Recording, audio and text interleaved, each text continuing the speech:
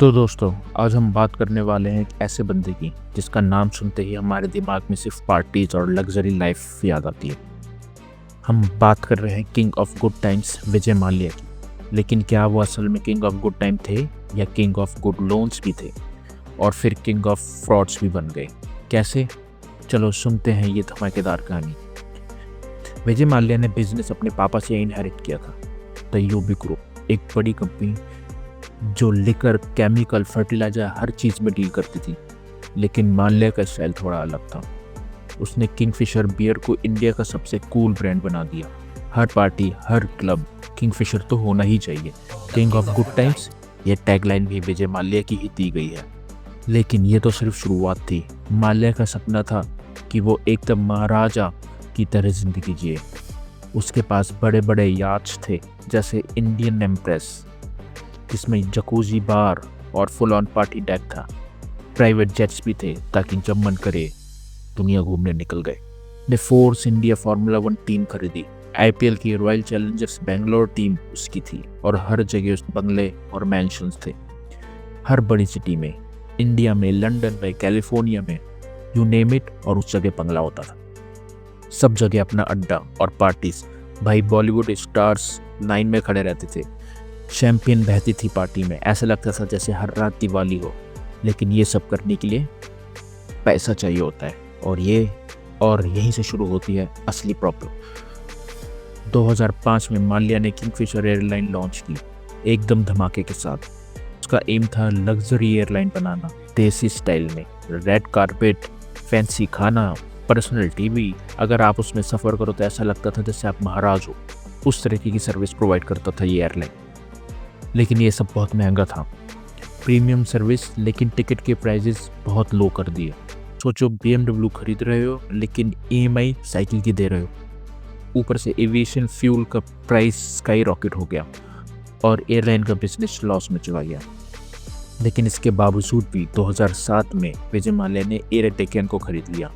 Staff double हो गया और मैनेजमेंट का भी कंफ्यूजन हो गया। डॉलर में लोन लिया लेकिन रुपया गिर गया तो इंटरेस्ट रेट और भी ज़्यादा बढ़ गया। 2012 तक किंगफिशर एयरलाइंस का लॉस लगभग 8,000 करोड़ से भी ज़्यादा का हो गया था।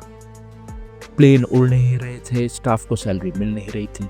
अब माल्या को एयरलाइन बचाने के लिए चाहिए था पैसा, तो वो गया बैंक के पास, और यहीं से असली घोटाला शुरू होता है। 17 अलग अलग बैंकों से लगभग 9,000 करोड़ रुपए लिए। सबको बोला बिजनेस एक्सपेंड करना है, एयरलाइन को नंबर 1 बनाना है। बैंक्स ने सोचा विजय माल्या भाई पैसा तो सेफ है, इतना बड़ा बिजनेसमैन है।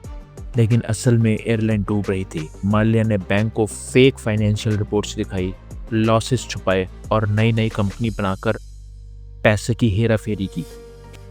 किंगफिशर ब्रांड को 4,000 करोड़ की वैल्यू दिखा दिया, जबकि वो एक लॉस मेकिंग एयरलाइन थी।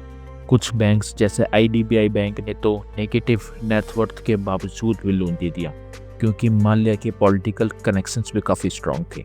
राज्यसभा के मेंबर थे, मिनिस्टर उसके पार्टीज में आते जाते रहते थे और सिविल एविएशन मिनिस्ट्री पर उसका इन्फ्लुएंस था।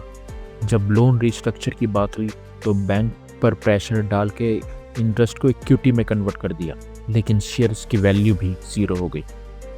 जब एयरलाइन बंद हो गई, स्टाफ को सैलरी नहीं मिली और एयरपोर्ट ने भी किंगफिशर के प्लेन्स को रोक लिया, तब बैंक्स को थोड़ा शक हुआ।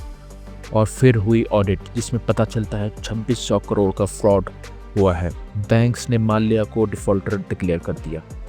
कोर्ट्स ने समन भेजा और ED ने भी केस कर दिया।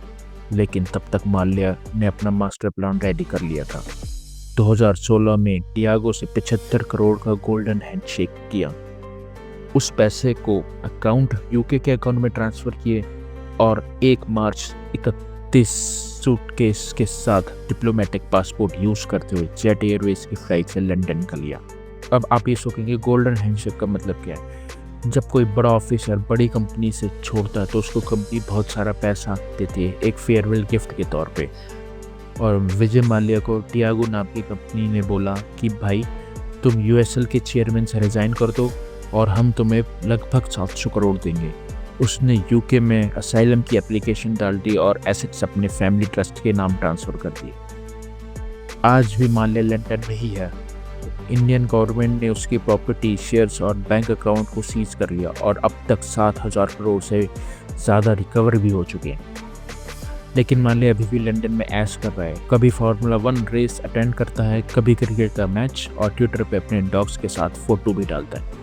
अगर ये कहानी पसंद आई हो तो लाइक, शेयर और सब्सक्राइब करना मत भूलिए। मिलते हैं अगले वीडियो में। धन्यवाद। जय हिंद।